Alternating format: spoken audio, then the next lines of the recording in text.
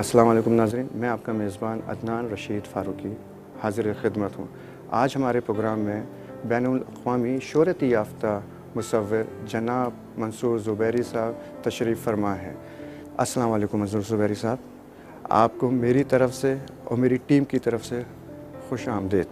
Sir, आप एक बहुत बड़ा नाम है पाकिस्तान में और ये हमारी खुशकिस्मती है कि आज आप हमारे दरमियान हैं। आपकी बेपनाह खिदमात और काम इस मुल्क के में जाना और पहचाना जाता है। उसी हवाले से आज हम आप जमा हुए हैं कि आपसे इस सिलसिले में कुछ जानना चाहेंगे। सर, मैं ये जानना चाहूँगा, इस शोबे में आपको मुंसलिक हुए कितना अरसा गुजरा है? अदनान साहब, इसमें तो मुझे यूँ समझ लें कि प्रैक्टिकल जब मैंने बाकायदा, वैसे तो ये शोबा ऐसा है कि और कोई भी शोबा हो उसमें आदमी शुरू ही से होता है, लेकिन प्रैक्टिकल अगर आप कहते हैं तो मुझे 30 साल हो चुके हैं। ठीक है। अच्छा, ये बताइए, इसकी इब्तिदा किन हालात में और किस तरह हुई है? इब्तिदा ऐसे हुई कि मुझे शौक़ था बेपनाह ड्राइंग का, और जैसे बच्चे करते हैं ड्राइंग, ऐसे ही मैं अपनी ड्राइंग बुक लेके बैठा था। बहुत छोटा, मेरे ख्याल क्लास 3 में था या 4 में था। तो मैंने मीर का एक शेर लिखा कि मीर इन नीम बाज आँखों में सारी मस्ती शराब की सी है। उसके साथ मैंने अपनी उम्र के हिसाब से, अपने विजुअल के हिसाब से एक पैमाना बनाया, एक आँख बनाई, उसमें से आंसू गिरता। अब जो सोच थी उस वक्त, जो म्यार था मेरे विजुअल का, यानी वो मैंने बनाया। हमारे टीचर ने बहुत पसंद किया। अच्छा, अब जब कोई चीज़ पसंद की जाती है और अप्रिशिएट किया जाता है तो फिर आपकी हिम्मत होती है कि आप और करें। तो उसका नुकसान ये हुआ कि मैं दूसरे सब्जेक्ट में पीछे होता चला गया और ड्राइंग में नंबर बढ़ाता चला गया। उस तरफ से तो नुकसान हुआ, लेकिन यहाँ मुझे उसका फ़ायदा क्या, मुझे काफ़ी अप्रिसिएशन मिली, मुझे काफ़ी हौसला मिला। अच्छा सर, उमूमन ये होता है कि माँ बाप की ख्वाहिश होती है कि वो अपने बच्चों को इंजीनियर, डॉक्टर या इसी तरह की दूसरी शोबाजात में जाते हुए देखें। आप क्योंकि आर्ट्स के अंदर एकदम आप आए, तो क्या आपको घर में इस चीज़ की रेजिस्टेंस या रुकावट नहीं मिली? नहीं, बिल्कुल नहीं मिली, बल्कि मेरे वालिद ने तो बहुत सिलसिले में साथ दिया मेरा और अप्रिशिएट किया। वो कहते रहे कि अपनी दूसरी तालीम की तरफ भी तवज्जो दो, लेकिन साथ में वो मुझे बताते थे, वो खुद भी कुछ उनको शौक़ था। अच्छा, उम्मन देखने में आया है कि एक शौक़ पैदा होता है किसी की इंस्पिरेशन से। आपने अब बचपन में किससे इंस्पिरेशंस ली थी कि आप में ये शौक़ जो है वो परवान चढ़ा है? देखिए, मैं आपको एक बात बताऊं, ऐसी कोई भी चीज़ जो इंस्पायर करती है और अच्छी लगती है, तो उस वक्त जब आदमी इतना मतलब बच्चा होता है या उसके, तो वो सिर्फ अपने इर्द गिर्द की चीज़ों को, फूलों को, पत्तों को, इसको देख के, तो मेरा ख़्याल है कि अगर मैं सबसे ज़्यादा इंस्पायर हुआ हूँ तो खुदा से हुआ हूँ, क्योंकि उसने भी अपना एक नाम अल मुसव्विर रखा है और हर चीज़ उसने बनाई है, मुसव्वरी भी की है। और बल्कि मुझसे एक प्रोग्राम में सवाल पूछा गया था कि ये बताएं कि सबसे पहले मुजस्समा साजी किसने शुरू की। मैंने जवाब दिया और मैं ये समझ रहा था कि ये ऑन एयर नहीं जाएगा, लेकिन वो ऑन एयर आ गया। मैंने ये कहा था, भाई सबसे पहले मुजस्समा तो खुदा ने खुद शुरू किया, उसने मिट्टी गूंदी, उसने मुजस्समा बनाया उसने। तो अगर आप बात ये करते हैं कि कब से शुरू हुई, तो शुरू तो जब से हो चुकी है। हमारा असल में ज़ाविया निगाह जो है ना, देखने का, सोचने का, समझने का, उसका पैमाना बहुत छोटा है। वो उस तरीक़े से नहीं सोचते आजकल के जो लोग हैं कि इसकी डेप्थ क्या है, या ये बात मैं कह रहा हूँ तो क्यों कह रहा हूँ, इसमें क्या वो है। वो बिल्कुल सतही अंदाज में सोचते हैं कि अरे खुदा को मुजस्मा साज कहते हैं या खुदा, हालांकि ऐसी बात नहीं होती आर्टिस्ट की या एक इंटेलेक्चुअल की या आप लोग हैं सब, उनकी एक सोच होती है बिल्कुल डिफरेंट होती है, वो एक डेप्थ से सोच रहे होते हैं और उस पर बात कर रहे होते हैं।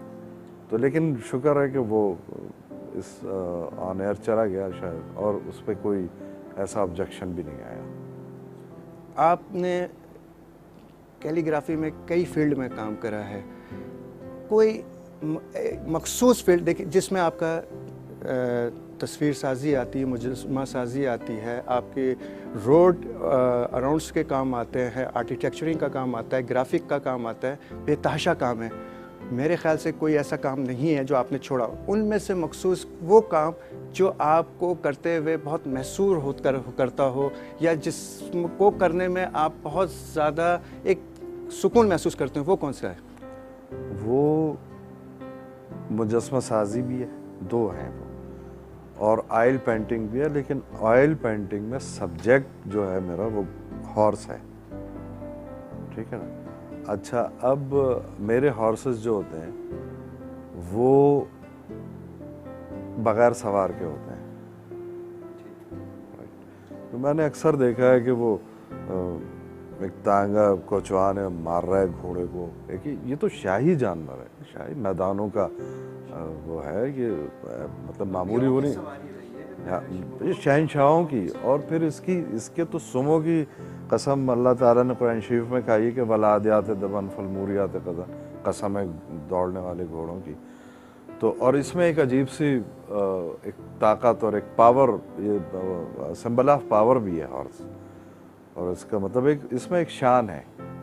अच्छा, जब भी मैं आपके कंप्यूटर पे नेट पे आपका देख रहा था माशाल्लाह, उसमें आपका टाइटल था हॉर्समैन, उसकी वजह ये हुई कि मेरी एक एग्जीबिशन थी हॉर्सेस पे,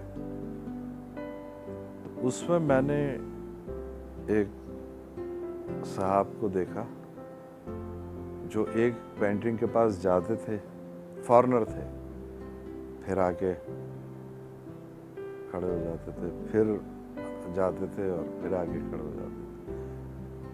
मैंने उनसे पूछा कि ये आप को पेंटिंग अच्छी लगी है या बुरी?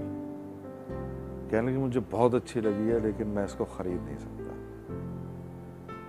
मैंने उनका शौक देखते हुए मैंने कहा कि आप मेरी तरफ से ये आपको तोहफा है। तो उन्होंने कहा ठीक है, बहुत शुक्रिया अदा किया। इतने में एक और साहब आ गए वहाँ पे, तो उन्होंने कहा क्या कह रहा है, बहुत पसंद है इसको पेंटिंग। मैंने कहा इसको बहुत पसंद है। और ये तो मैंने कहा अच्छा ये बताएं आपको पसंद क्यों है? तो कहने लगा मैं असल में एक अस्तबल में काम करता हूँ और घोड़ों से चूँकि बहुत करीब रहता हूँ, इसलिए मुझे बहुत ये पसंद है। तो वो साहब जो थे उन्होंने कहा नहीं, इनको कोई प्रॉब्लम नहीं है ऐसी, अगर इसमें वो क्या।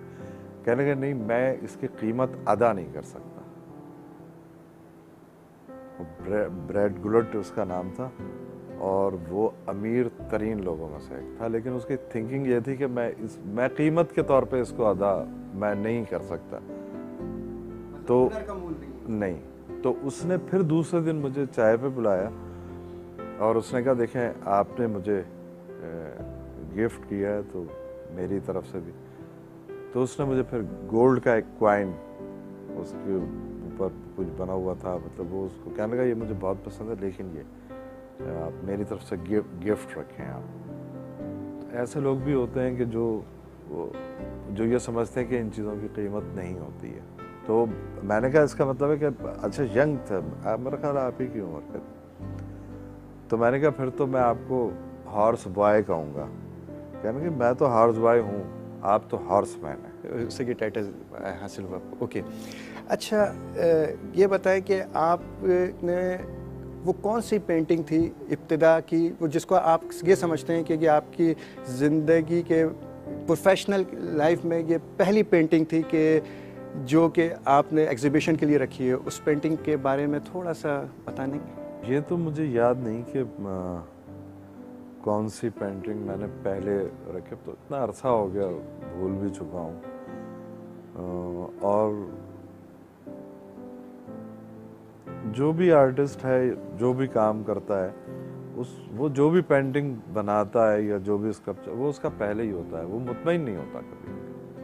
वो ये समझता है कि मेरा ख्याल है अभी कजी है, और ऐसा होता भी है।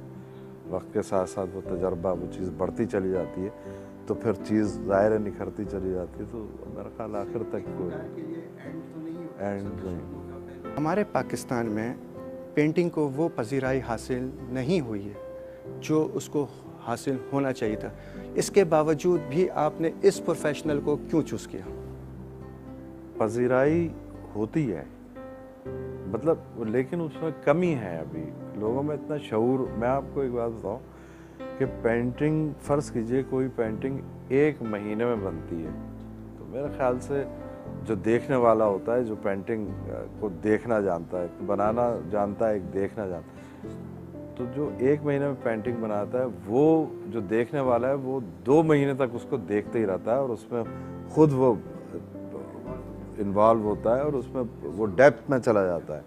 अच्छा, एक तो पेंटिंग होती है जो पहले शुरू में देखिए, जब कोई भी चीज़ होती है वो रियलिस्टिक होती है, उसकी ड्राइंग, उसके जैसे बहुत सा मैंने कल्चर पेंट किया गांव का, शुरू में बहुत किया। उसके बाद आहिस्ता आहिस्ता मैं इसको इस ज़ाविया निगाह से देखने लगा कि ये तो है, एक ये तस्वीर है, ये बना देगा, कोई भी पेंटर बना देगा। इसमें ख़ास बात क्या है? फिर उसने कॉपी कर ली है, बना लिया, उसी को बना लिया, वो प्रिंट है उसमें बना लिया। तो वो फिर बात जम नहीं रही थी। तो फिर ये हुआ कि जो फिगर हो या जो चीज़ हो, उसमें रंग अपने हो। हाँ, अब तख्लीक़ी अमल यानी उसमें अपना हो, जिद्दत हो, उसमें फिर कंपोजिशन हो, कलर कंपोजिशन हो। कलर, आपको मालूम है कि कलर्स, हर रंग जो है उसका एक मकसद है, एक नाम है, ठीक है ना। जैसे ब्लू है, ब्लू को हम वसत वो करते हैं कि वो ये वसत का वो है। हर कलर की ज़बान होती है। आप, और यह तो आम सी बात है कि काला वो जो है रंग, वो मातमी वो है। वाइट जो है वो अमन को वो करता है, येलो बीमारी को करता है, सुरख इनकलाब को करता है। तो अलामतें हैं, हर जो भी रंग हो उसकी अपनी एक अलामत है, वो करता है। ग्रीन इस्लामी रंग भी है और शहादत का रंग भी है, दोनों ही है। तो फिर उस हिसाब से जब रंगों में वो बात आ जाती है और आदमी सोच समझ के फिर काम करता है, तो फिर वो कंपोजिशन या एब्स्ट्रक्शन होती क्या है? आप ये देखिए, एब्स्ट्रक्शन बिल्कुल ऐसे होती है कि वो जो शेर है कि मगज़ को बाग में जाने ना दीजियो कि नाहक खून परवाने का होगा।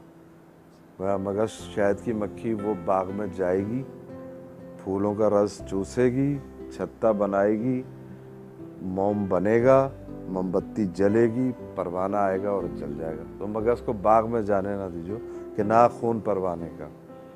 तो अब एब्स्ट्रैक्ट आर्ट यही होता है, उसके पीछे पूरी एक स्टोरी होती है, कोई मामूली चीज़ नहीं होती है। जिससे बहुत से लोग, अब यंग जनरेशन जो है, मैं देखता हूँ आर्ट स्कूल में कभी जाता हूँ, किसी आर्ट कॉलेज में, नहीं जी वो हम एब्स्ट्रैक्ट बना रहे हैं। उनसे पूछो क्या मतलब है, तो वो उनको नहीं मालूम। तो ये सबसे बड़ी खामी है और कमी है जो सिखाई नहीं जा रही।